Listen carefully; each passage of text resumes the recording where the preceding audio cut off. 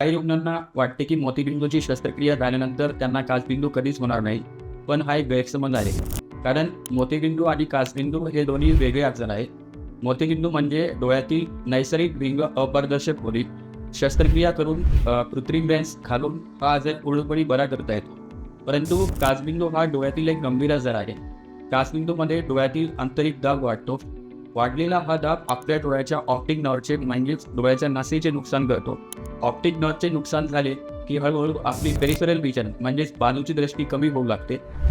उपचार न केल्यास ही दृष्टी कमी होत जाते आणि पेशंटला कायमची अंधत्व येऊ शकते. काचबिंदूसाठी उपचार म्हणून आय ड्रॉप्स दिले जातात किंवा शस्त्रक्रिया केली जाते. काचबिंदूमुळे दृष्टीचे नुकसान झाले की ते परत मिळवता येत नाही, म्हणून योग्य वेळी उपचार घ्या आणि काचबिंदूमुळे होणारे अंधत्व टाळा.